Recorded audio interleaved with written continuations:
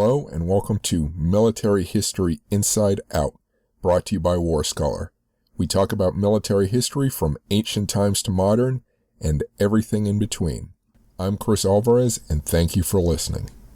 I'm speaking with Dr. Dmitar Tasic, author of Paramilitarism in the Balkans, Yugoslavia, Bulgaria, and Albania 1917 to 1924. Published July 2020 by Oxford University Press. Thank you for speaking with me. Thank you. It's my pleasure. So first, how did you get into studying and writing on this subject?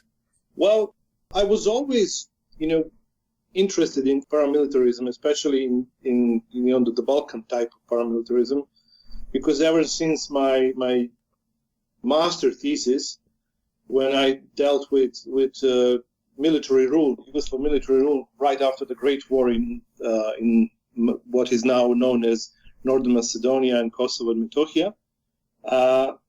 Beside a lot of data about the military, there were numerous, accounts of paramilitaries participating in these events. So when I started to, when I finished this, the master thesis, and I published a book here in Serbia about the military rule, my, at that time, mentor, he encouraged me to try to deal with this subject afterwards. Mm. And everything came, to its fulfillment after I met John Paul Newman and Robert Gerhardt from University College Dublin Center for War Studies, mm-hmm. and one small conference which we had there in 2011. So we, in a way, they also encouraged me to do the same topic. So I went with it, and after that I spent 2 years in Dublin as a Irish Research Council fellow, postdoctoral fellow, mm-hmm. and I worked on this topic, and now it's finally coming out as a book. Yeah. So why do you frame it between 1917 and 1924, the middle of World War I till 6 years after? Yeah. When I was, making this kind of talk, especially, after our seminar classes in Dublin, both Robert Gerhardt and John Horn and also John Paul Newman, they encouraged me to go with this framework, because it fits in this overall, image of this really important events which were just started by the Great War, especially this export of revolutions, because I also deal with this returnees from the October, from Russia, which came to the Balkans, especially to Yugoslavia and Bulgaria, which brought their own ideas and their own ways of dealing with revolution. And this kind of combination of this immediate post-Great War uncertainties and the great you can actually say it war after the war, because all over Eastern Europe you had this crises, civil wars, unrests, paramilitary violence, and everything. So in a way, it fits into this framework. And 1917 was taken because of one important event from the Balkan history, because in 1917, at that time occupied Serbia, occupied by Austro-Hungarians and Bulgarians, happened the only uprising at that time in Europe against the occupiers, which was mostly performed by the experienced Serbian paramilitaries. Mm-hmm. But in the same time, the Bulgarians who wanted to quell this uprising used their own paramilitaries because of their expertise in, you can say, counterinsurgency operations. Mm-hmm. And I decided to finish with 1924 because it was the last of the series of coup d'etats in Albania, after which Albania, in a way, entered this kind of stable phase, because prior to that it was just another coup following another coup. And again, the paramilitaries or this kind of irregular forces also played a very, very, very important role in these events. And, in this time happened the major, you can say, clash between the newly founded Yugoslav state and Internal Macedonian Revolutionary Organization, who wanted to continue its struggle for the autonomous or independent or annected Macedonia, Macedonia annected to Bulgaria. So in a way, this was kind of very turbulent period. Meanwhile, also in Bulgaria, you can say you have a golden age of their paramilitarism, because all major actors on their political scenes practically had their own paramilitary component. Mm-hmm. In the end, even the ruling party of Bulgarian Agrarian National Union had to create some kind of paramilitary organization, because the state was in deep crisis and the state institutions were not functioning. Mm-hmm. And practically as a result of this happened the 1923 coup d'etat in Bulgaria in June, when actually the joint operation of one very strong paramilitary organization, the Military League or Officers League, mm-hmm. performed the coup d'etat together with some opposition parties. So let's define paramilitary for me. Where does it fall within, the military and police framework that a country might have? Well, in this particular case, we are talking about something which takes upon it, you can say, that the role of the military. And for example, the Robert Gerhardt and John Horn, in their masterpiece of this period of war after, they call it a military or quasi-military organization and practices that either expanded or replaced the activities of conventional military formations. And in that sense, this Balkan example fits perfectly. The only difference with the European context is that in the Balkans, you already had a genuine paramilitary culture and tradition originated way before the First World War. In the rest of Europe, the paramilitarization was the result of the Great War. Mm. But in the Balkans, you already have functioning paramilitaries. So, for example, in Bulgaria, in Greece, in Serbia, later in Yugoslavia, so you already had this kind of very, very well-organized paramilitary structures, which, as I mentioned, expanded or replaced the activities of conventional military formations. They were either seen as someone who will project the state visions or state projects into the new territories. In this particular case, it was the Ottoman Empire before the First World War, because these paramilitary organizations met on the ground of Macedonia, at that time Ottoman province, for which they actually fought for among themselves.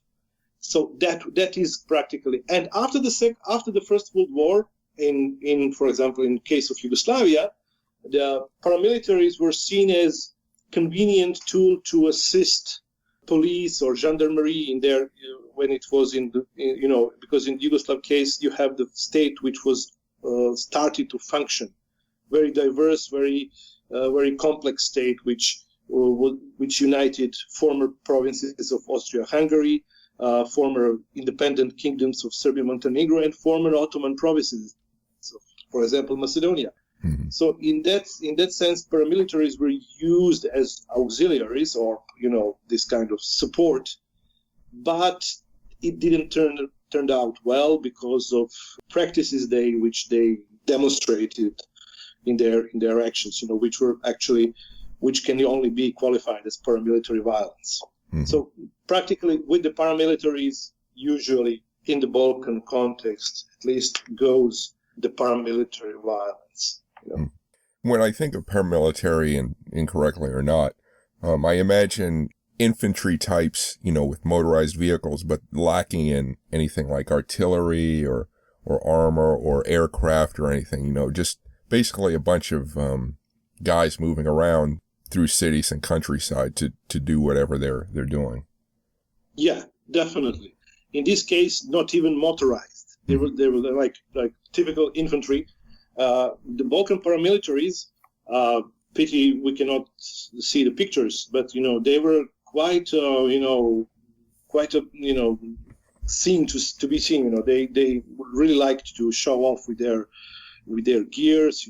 They used to wear these bandoliers. Like I don't know how, like Mexican bandits.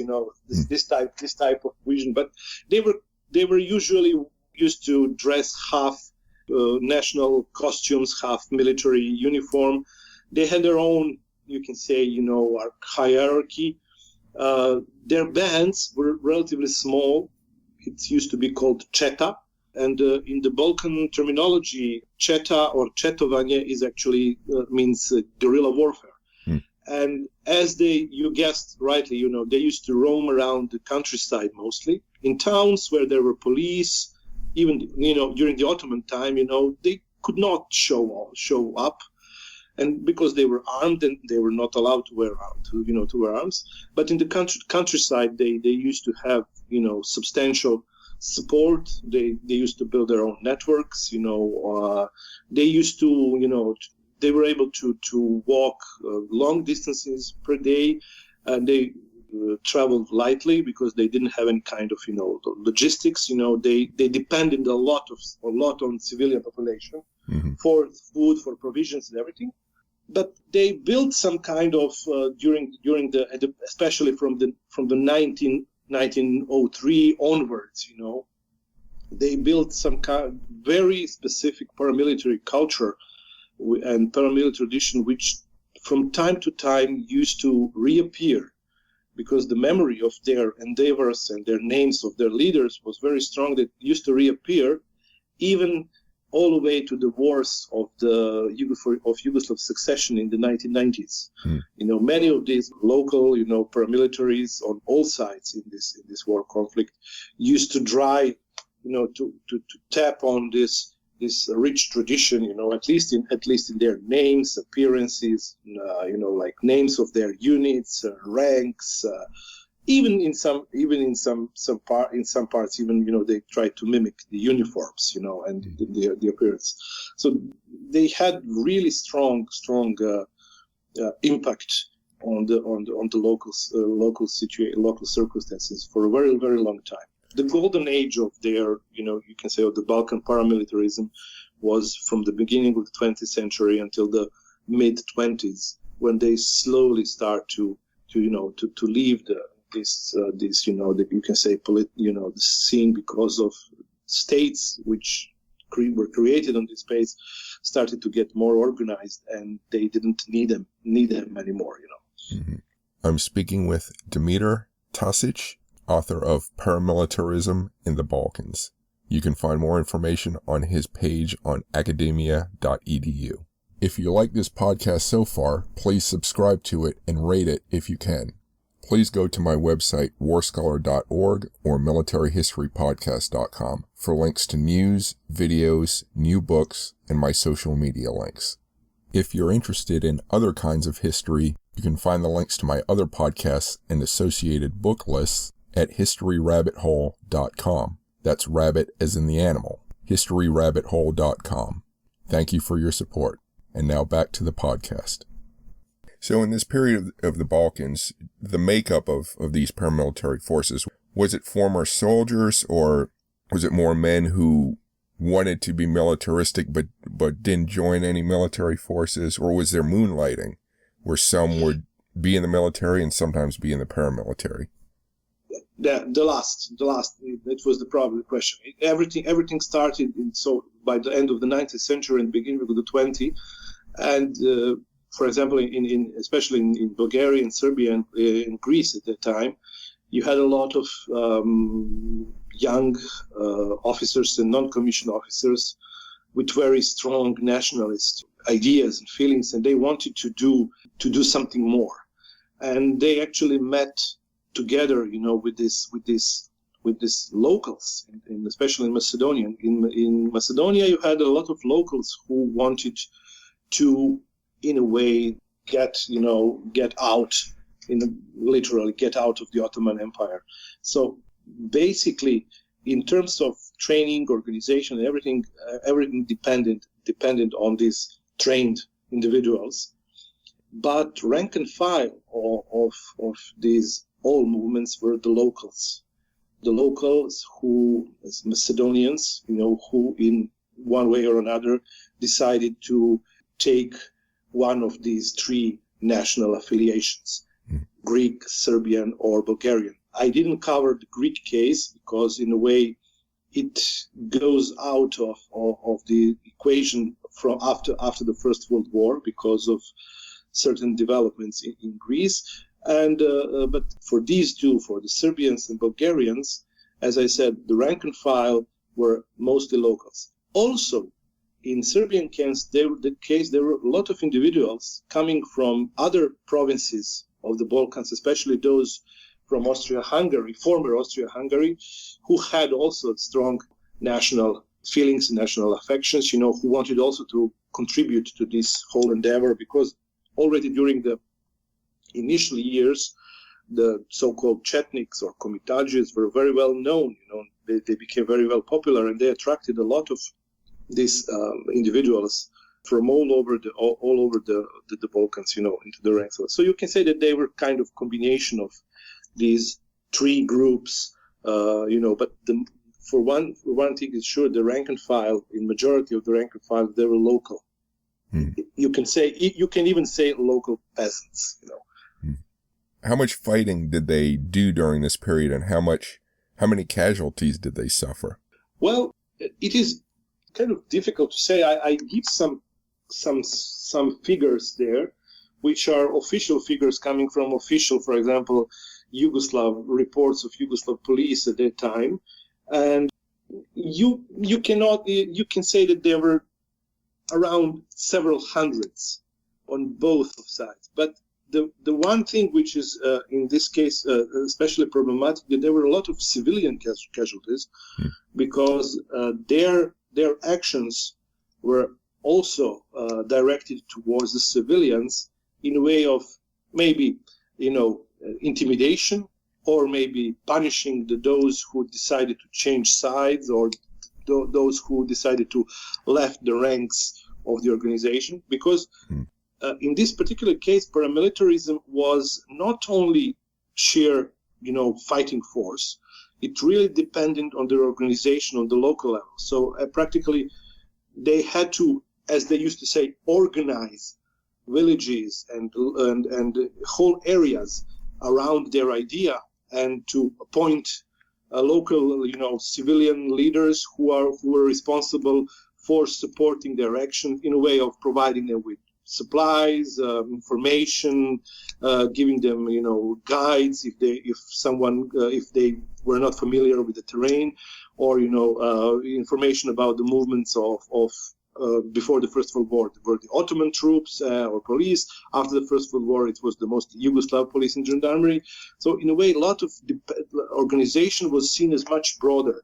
This is where we come to the another level of paramilitarization, the level of rule, and because it showed up, it demonstrated that that paramilitary organization who was able to perform better rule in certain area would be considered as like winning party.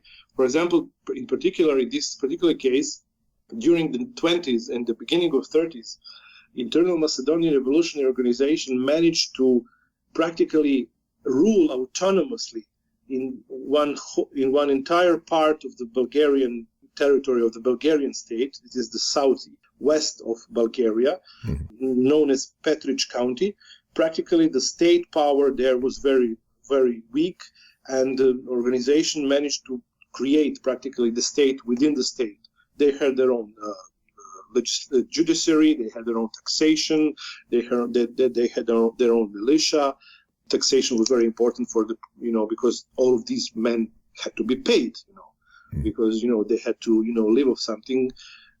Also, they had to support their families, because while these people are away, their families would lack any kind of income. So this was very, very well organized endeavor. In a way, it's not a simple showing off with weapons. So in a way, we can say that it exceeded the traditional notion of paramilitarism, or as just being, some guys with weapons, going all over the place doing nothing, And as for the casualties, sometimes it's very difficult. It was very difficult to determine casualties. For example, after many encounters, with, for example, Yugoslav police forces and army, they could not find for example, the dead bodies, because they used to extract even their dead ones, because to avoid the humiliation, to avoid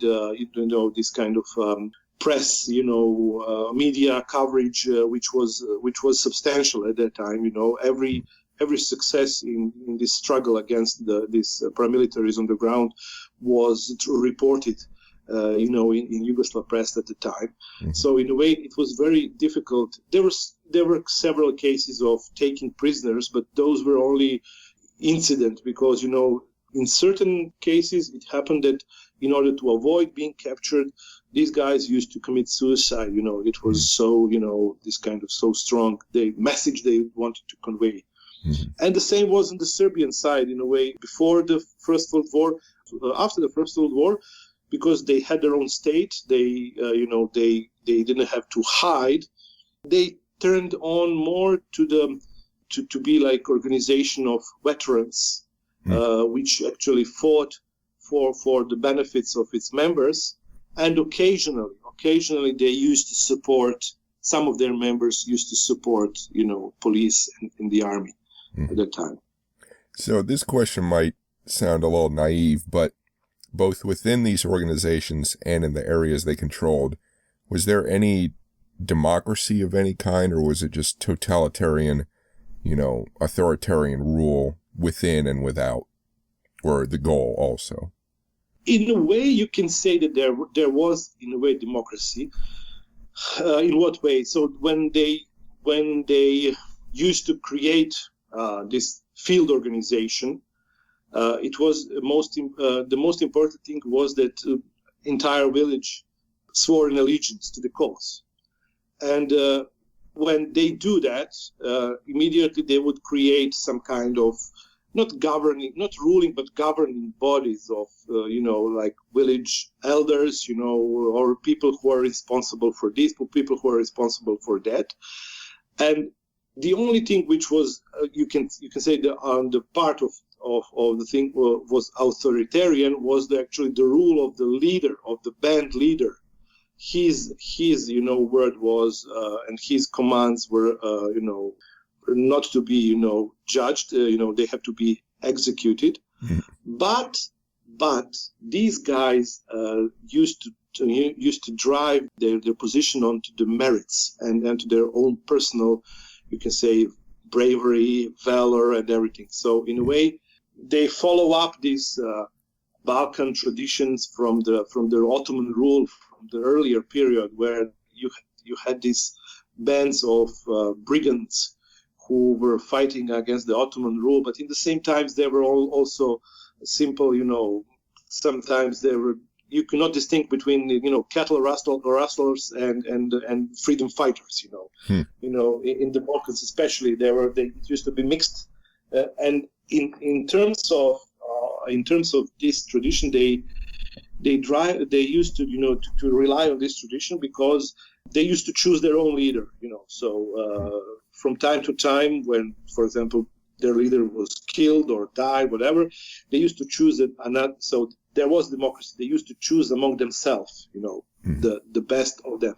And interestingly, the official military in the 20s used to, especially in Yugoslavia, they used to research about this whole idea, and they started to create official manuals for the guerrilla warfare, because they considered it as very important, as a part of ruling doctrine. And in the late 20s, early 30s, the Yugoslav army adopted the regulation for military for the guerrilla warfare, instruction for guerrilla warfare, where a very important part, almost half of it, speaks about the personality of which is needed, personality of leader, of the office. Personality is needed for the successful guerrilla warfare, because it goes beyond simple, military hierarchy. You need to inspire people with your own example.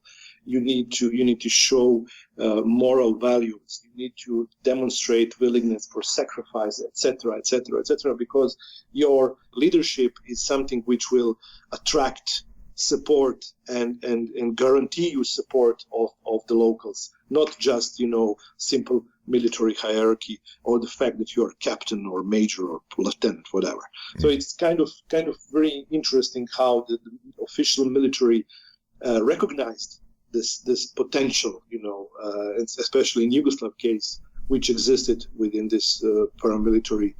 Because in the Balkans, you practically have to put an equation mark between paramilitarism and guerrilla warfare.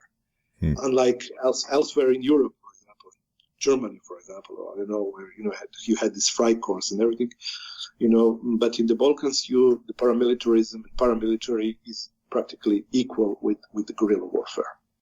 Before the Ottoman Empire broke up, what policies and actions did they take that both encouraged the growth of these paramilitaries, but also kept them from growing too large? Interesting question. In a way, they show to be very unsuccessful because they were not able to stop the growth of them. Mm-hmm. Because practically all of these paramilitaries were supported by the official state from at that time. So, for example, Bulgaria, Serbia, and Greece. So these people used to send these bands across the border early April, May, and they would stay on the ground, as they used to say, until the late, November, and they would withdraw across back to the border. So practically it was very difficult to fight them. Mm-hmm. Then you had a lot of corruption on the local level.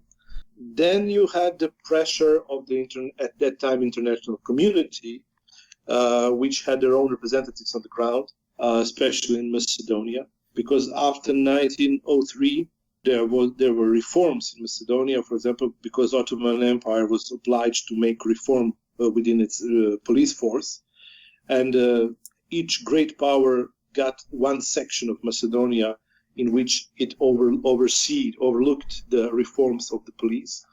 And at the end, practically the rise of the military strength of the Balkan nations, these Balkan Christian nations, so Bulgaria, Montenegro, Serbia, and Greece, practically, and the Balkan Wars ended this whole endeavor.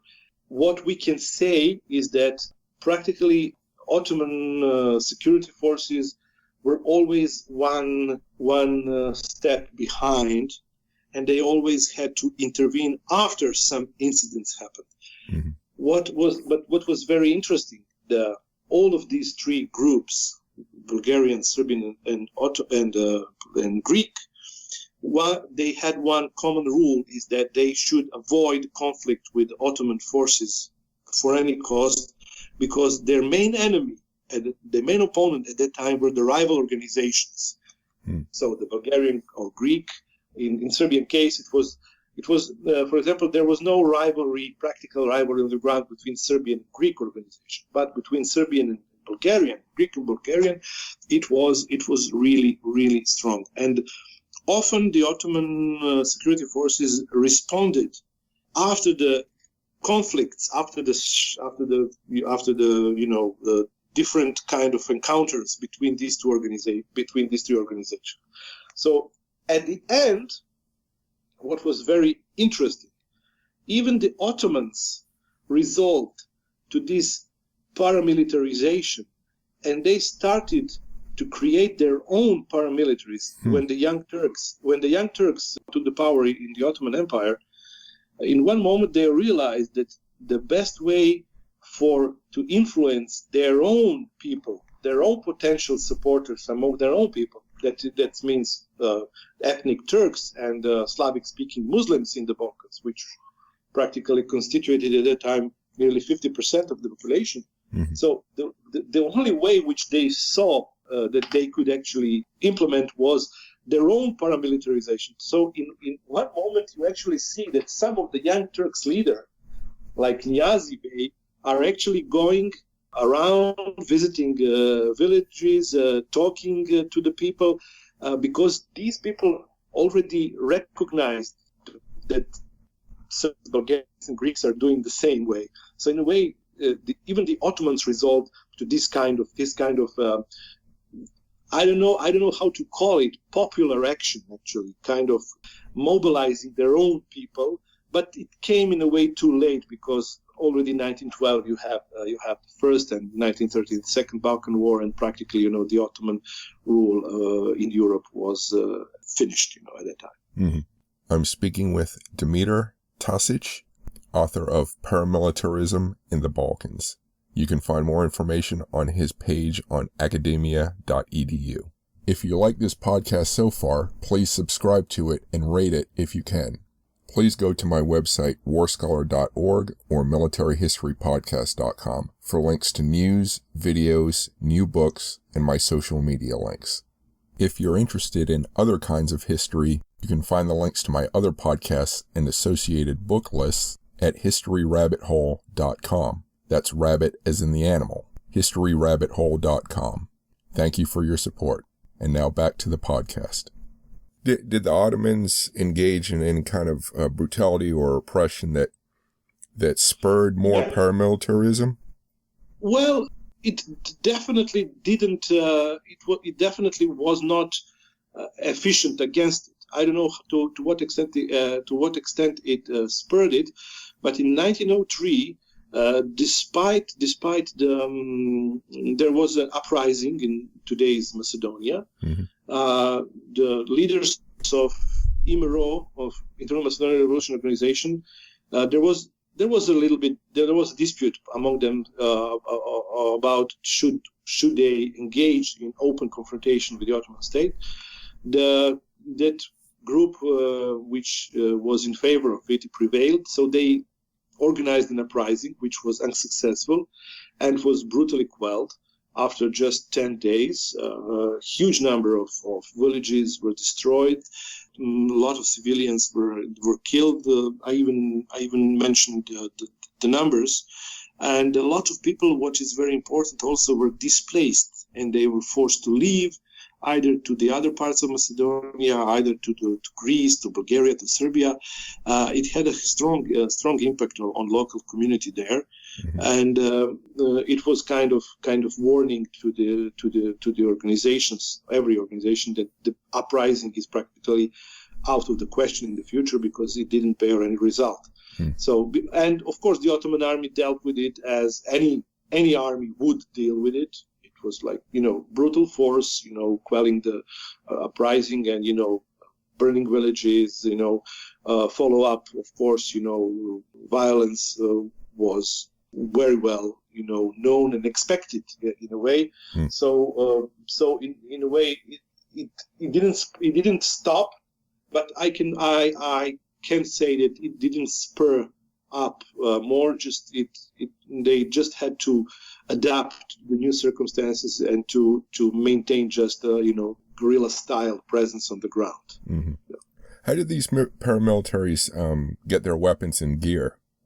Oh yeah, they were provided with weapons and gear and everything by their sponsoring organization in a way, and states which often were sponsoring these organizations in their country. So that was the main way of procuring weapons, and at that time it was kind of very difficult to transport it, because you need a lot of pack horses, to transport like 200 rifles, So the rifles, the repeating rifles were their main weapon of choice, and the only practically, and they were mostly provided by the state, and of course. This search for weapon was one of the most frequent actions of for example, Ottoman regular forces in Macedonia and Yugoslav regular forces after the war, and especially for example in the region of Kosovo, where you have a very strong tradition of bearing firearms, mm-hmm. which practically mandated that every male head when he's becoming the state, the sign of manhood was repeating rifle, which his father will buy for him, or I don't know what to do. So the procurement of weapon and munition they depended on the state support to a great extent. Was ammunition easy to get, or was that also difficult to procure? Also it was difficult to procure. That's why they were all the time, posing in these bandoliers, because, you had to carry on the whole, munition which you needed. So they also had, difficulties with them. Not difficulties, but, it was equally, demanding to transport this. In one moment, it proved even more demanding because, they started to distribute weapons to the villages. So, for example, every village organization were, for example, given some quantity of rifles, which peasants had to use sometimes, not all times, to support the bands which were, for example, located in their vicinity. For example, if they were pressed by the Ottoman forces or the rival organization, the local peasants also had to support them with their own rifle, and those rifles were often given by the organization. So the question of the armament was really, really important, and that is also how you can project your power. If you are able to provide more weapons than the rivals, that means that you are forced to be reckoned with. Mm-hmm. So let's turn to how you did your research. What resources did you use for this? For the most of part, I used the archival resources here in Belgrade, and also I went to Skopje in Macedonia and in Sofia in Bulgaria. In Bulgaria was stay in Sofia was very, very productive in the way of sources, because the state of Bulgarian archives is somewhat better than the Yugoslav archives because during the First World War and Second World War, the territory of Bulgaria didn't see much destruction, so the most of the records were preserved.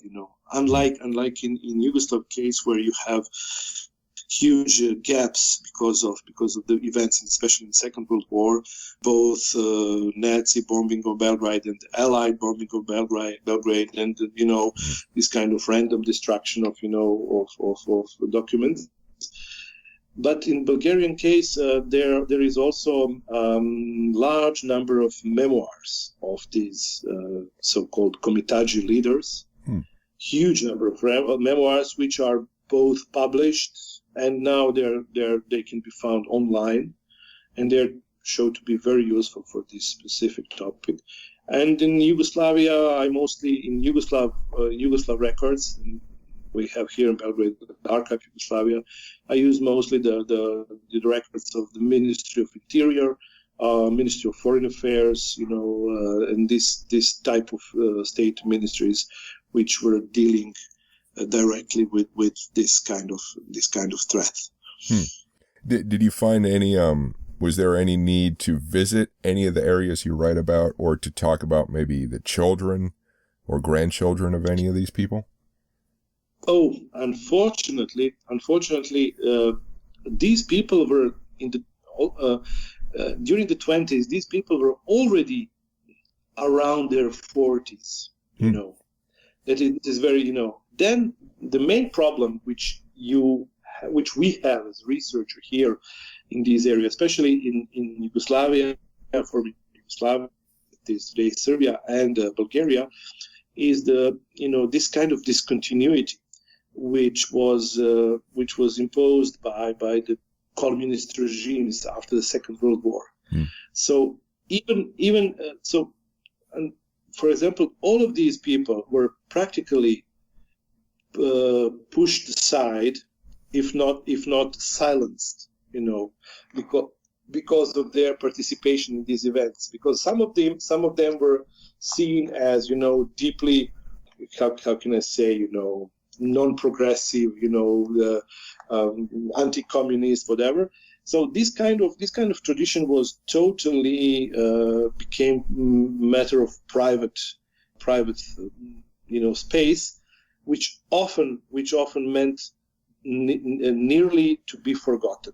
You even today, for example, in the Balkans, you have the grandchildren of those people who are not aware of their great-grandfathers, achievements or whereabouts. Often researchers they know better details from their life because they were able to see some documents than their grandchildren. So it is very, very difficult to speak. There is no family legacy.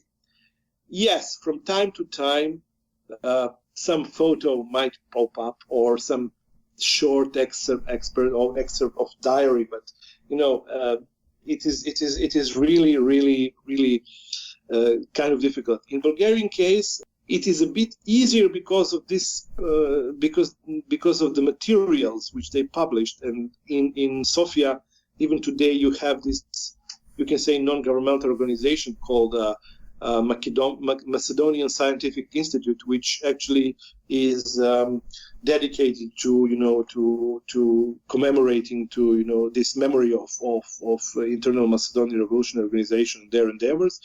In Serbia, for example, you do not have this kind of neither organization, neither association, because after the 1945, all veterans associations which were existed in the Kingdom of Yugoslavia were disbanded, and they were forbidden to exist in the communist regime. So one of them was, of course, the Chetnik Association, which and the name of Chetnik became very notorious and because of the Second World War events, when you actually had this Yugoslav Chetnik movement, which was in a way, although it began as anti-fascist movement, it ended up in collaboration with Italians and the Germans occupying Yugoslavia.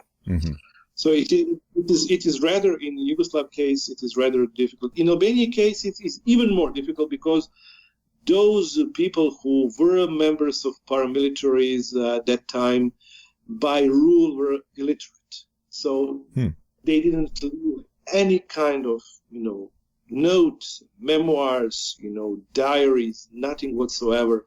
You can find fragments about them in some other people's memories, and it is very, it's kind of sad and difficult for the researchers to encounter these kind of difficulties, on the ground. What part of the research was most enjoyable? Well, the most enjoyable part was reading police reports, for example, Yugoslav police reports after the war, and then when you actually find the matching event in someone else's diary or memoirs, and so actually you are able to see what was the reaction of on both sides, on the same event. That was something which was very, very, you can say, fulfilling in a way for a researcher. What did you find that was most surprising to you? Well, the most surprising for me thing was that how, in a way, all of these paramilitaries managed to, most of them, of course, some of them didn't, but they simply got out of the equation because of it. They were able to accommodate themselves with the state institution or in state support, or to become so depending on the state support that they actually, in a way, abandoned this kind of revolutionary ideas which they had, because their idea was national revolution, the creation of the national state, creation of the nation state, whatever. But in a way, after the First World War, most of them managed to accommodate themselves, so either through this, in Yugoslav case, Serbian case, this kind of veteran associations, or even further to enter the party membership of the ruling parties, and then to enjoy all of the benefits of this world, especially in terms of quick getting rich and corruption, everything. Or in Bulgaria, how they actually managed to depend on the state maybe not that in that much support but the fact that state was too weak to impose its rule of law, so they actually give them practically, the entire part of their territory to rule on their own. And also this, how can I say, surprised me. What surprised me a lot, this their personal strength, because for example, some of these people managed to live up to the 1960s, and they lived in very difficult circumstances. For example, when they were paramilitaries, they were on 24/7 on the ground. They slept, in the open air. They used to walk a lot. They were almost always on the verge of famine, because sometimes you could not get food. But nevertheless, it didn't affect them that much in a way of their physical condition. So they were able to demonstrate strong, activism, and they had this kind of energy for activism. After the First World War, during the mid-war period, some of them were very active during the Second World War. There is an example of the one Serbian paramilitary who he left the country in 1941 when the Germans occupied it. He went to the Middle East, then back to the Constantinople, and he created an intelligence network because he used his own contacts, because many of the Turks and the Albanians and Slavic-speaking Muslims from these areas during the 20s and 30s emigrated to the Republic of Turkey, and he managed to get in touch with them and to organize intelligence network which was providing information for the Allied forces, Allied embassies, Allied intelligence services there, throughout the war. It was amazing. And then after the war, he returned back to Yugoslavia and lived until 1963. So he was like 80 when he died, which for that time was really long. So it is amazing how this whole generation of people, which was born around 1980, end of the 70s, the beginning of the 80s, demonstrated this high, very strong will for activism, either in this case paramilitary, in any kind of activism. They were not able to sit still. It is amazing. For example, there is a very, very prominent name among the Serbian paramilitaries before the First World War, who was Bosniak, who was Muslim from Bosnia, but he joined the Serbian cause in Macedonia. And after the First World War, because he was frustrated by the fact that the Serbian politicians and Serbian prince at the time, they practically annihilated the secret organization Black Hand during the First World War in Salonika, and the leader of the Black Hand, Colonel Dragutin Dmitrievich Apis, was sentenced to death and shot. And this guy, Mustafa Golubic, was, after that incident, he practically changed side. He joined the international communist movement. He joined the Bolsheviks, and he was one of the very important Comintern operatives in Western Europe. And even today, we do not know exactly, the Soviet records, Russian records has to be, so about his endeavors there. He was, he participated in several very important actions of the Soviet intelligence in France. They even connect him with the assassination of Trotsky, because interestingly, during the same time when Trotsky was in Mexico, and he also stayed in a hotel 2 blocks away in the time when Trotsky was killed. So too much coincidences. So these guys were, when you see their life record, and then he was captured by the Gestapo in 1941 in Belgrade and brutally tortured. He didn't give any information to Gestapo, and he was shot at the end.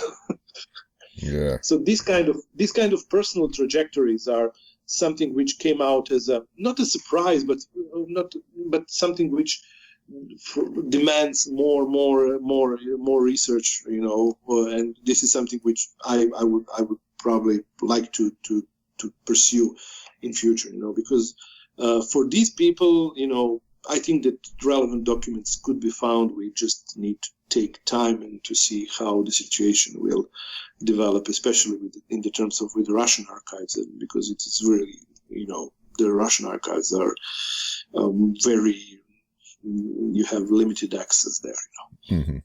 So despite the hardships that they endured, I also have this idea, perhaps because of movies and novels, that, during their off times, I can imagine these groups sitting around and having, beers and, socializing, like without hierarchical divisions. Did they have was there any kind of social club element to this, or were they just hardened fighters? Oh, no, definitely there was social club element, especially during winters, because during winters they did not stay on the ground. Mm-hmm. Before the First World War, they did not stay on the ground, so they usually would withdraw, to the territories of Serbia, Bulgaria, and Greece. And then during winters, you can say they had their own places where they used to go. Probably in that times they used to make some new plans. And for after the First World War, definitely in Serbian case, the Veteran Association played an important role. And in Bulgarian case, the fact that they always could retreat to the Bulgarian territory, and there they enjoyed this kind of refuge. Also, let us not forget, a lot of these people had their own families, so their families used to stay in the safe, So they probably, so during the winter months, they would probably stay with their families. But this social aspect is very, very important.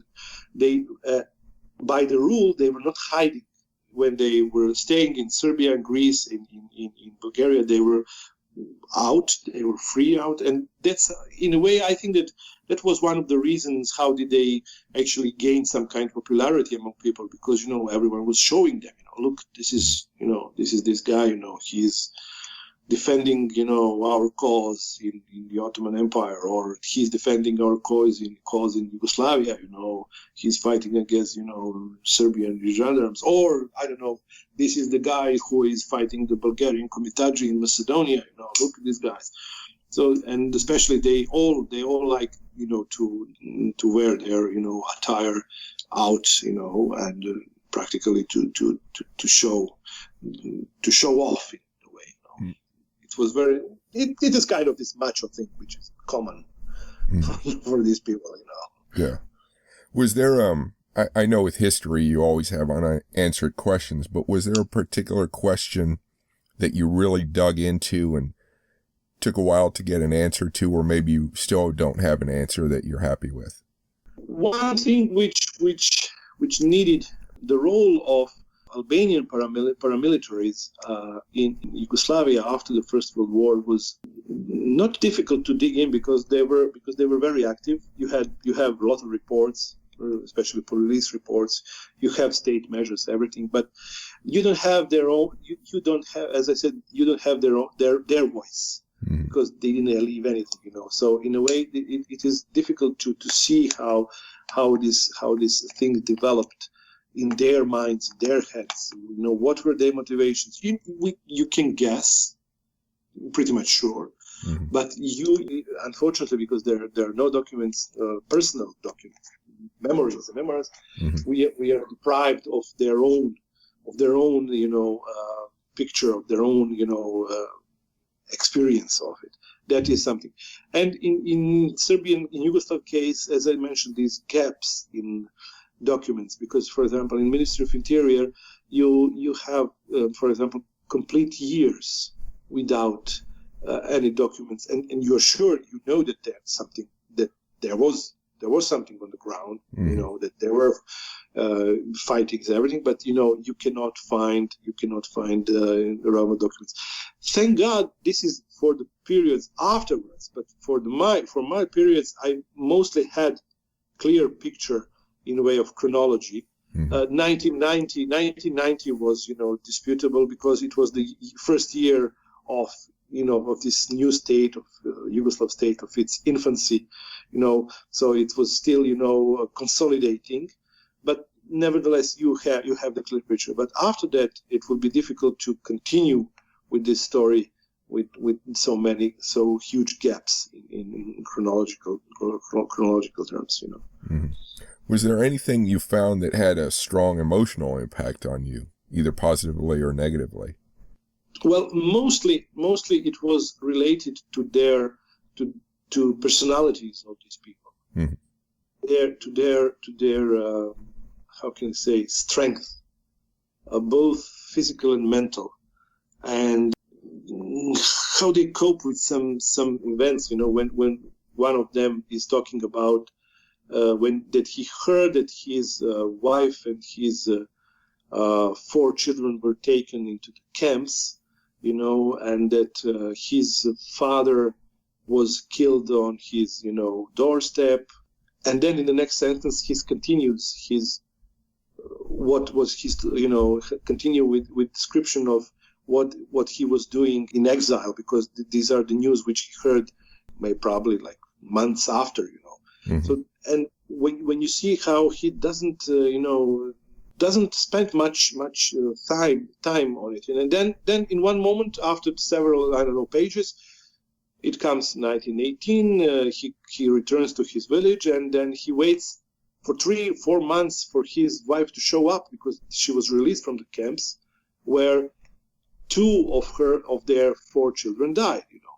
So it was kind of, and okay, yeah, I write down this fact, and now we continue with our life. So what is for today's people would be devastating. Something for those people was something which was, integral part of their life, which is very, very striking, Mm-hmm. So, yeah. So apart from filling the historical record, what do you hope the book will do? Well, my intention from the beginning was to somehow to this book to contribute to the comparative aspect of the Balkan histories, because unfortunately, because of the strong nationalisms which existed here, you had this kind of through the most of the previous decades, you have this kind of parochial self-contempt view on history without any in-depth view or knowledge of what happened on the other side. Mm-hmm. And this is something which I think will contribute to to overcoming this shortcoming of lack of comparative approach in the Balkans, especially and now I can say also in former Yugoslavia, because at least during Yugoslav times you had this kind of Yugoslav historiography. Now you have 7 separated historiographies, because of this dissolution of the state. Mm-hmm. But in case of the Balkans, the only thing which can actually give from my humble opinion, lasting result is comparative approach, because of so much similarities which exist within the Balkans, between the Balkan society, between the Balkan nations, between the Balkan ethnicities. Mm-hmm. Did you have any difficulties getting the book finished or published? Well, the main difficulties was my personal lack of sufficient knowledge of literally English language. That is so. But I thank God I had help of several colleagues which were so kind with these difficult times, because to help me with comments, with proofreading at the end.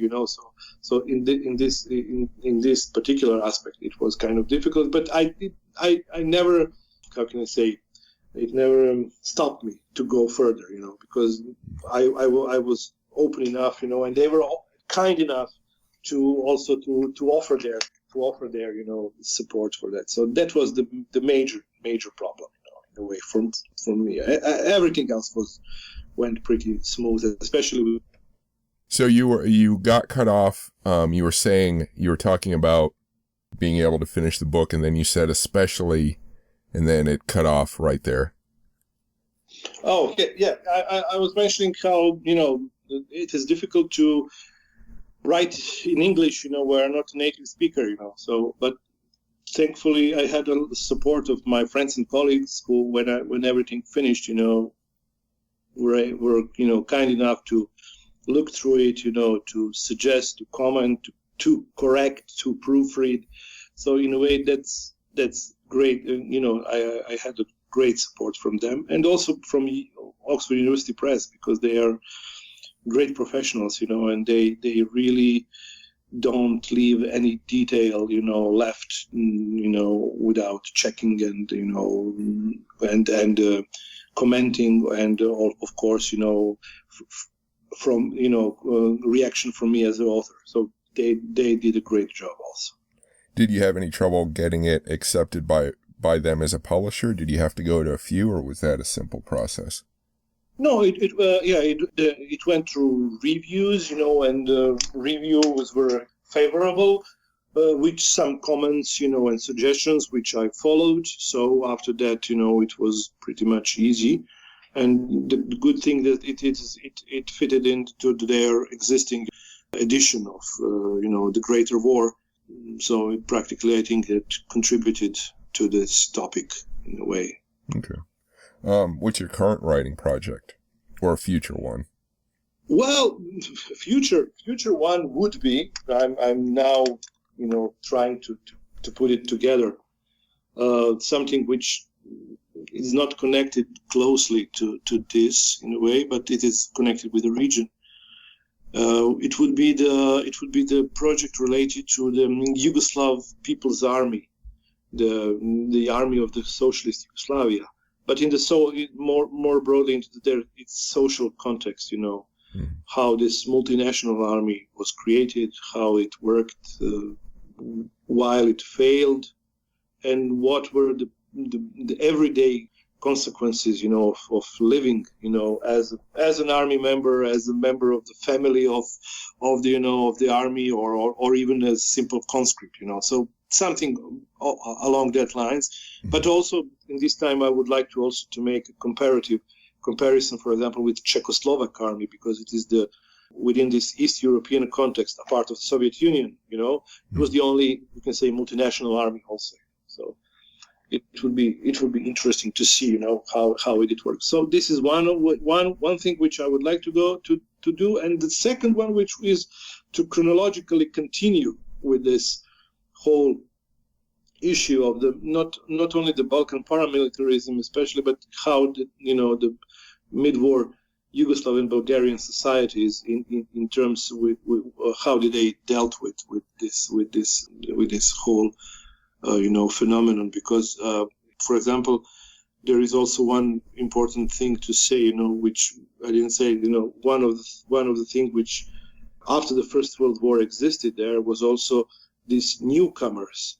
One were the veterans of the Russian Civil War, so the former Bolsheviks who started to return back to the region, and the other were their enemies, their opponents, the White Russian immigrants, who came en masse in both Yugoslavia and Bulgaria, because both countries were very, close to them, both by, because of the language, because of the religion, because of the proximity to the Soviet Union, especially Yugoslav state, because Yugoslav state was, throughout its existence as a mid-war Yugoslav kingdom, was, strongly opposed to Bolshevik ideology, and it didn't recognize the Soviet Union until 1940.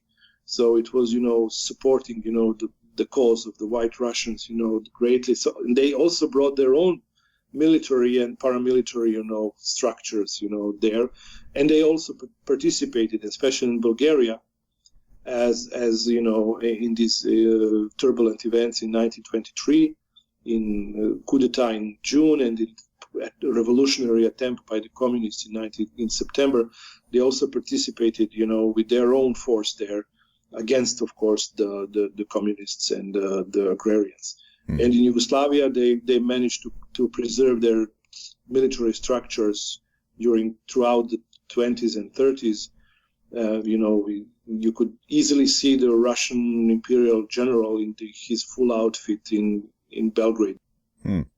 Can people find you, or do you have a website or on social media where people can find your work? Yeah. I have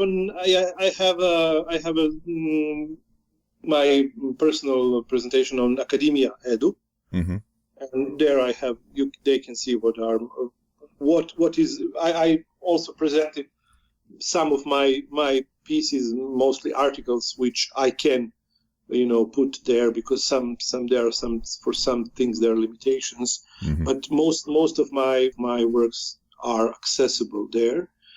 Most of them are in Serbian, nevertheless, but also there are some in English and in some other languages. So that is it. I have a LinkedIn, but it's in academic terms. LinkedIn is not that important as academia.edu, and it's really good to have your own personal presentation there. That's all the questions I have. Do you have any final thoughts or words? Thank you very much. It was really a pleasure. Oh, okay. Yeah. Thank you. Thank you for listening. If you like this podcast, Military History Inside Out, please subscribe to it and rate it and review it if possible. I have many other options as well to get great military history information. You can find links to interesting military history videos on my Facebook page, WarScholar. You can find links to interesting military history news articles, military history archaeology information, and academic information on my Twitter page, WarScholar. You can find photos on my Instagram page, Chris Alvarez WarScholar. You can find my military history videos on my YouTube page, WarScholar 1945. You can also sign up for my newsletter at warscholar.org or militaryhistorypodcast.com. In the newsletter, I post additional video and news links, as well as regular updates on new military history books being published. Thank you for listening.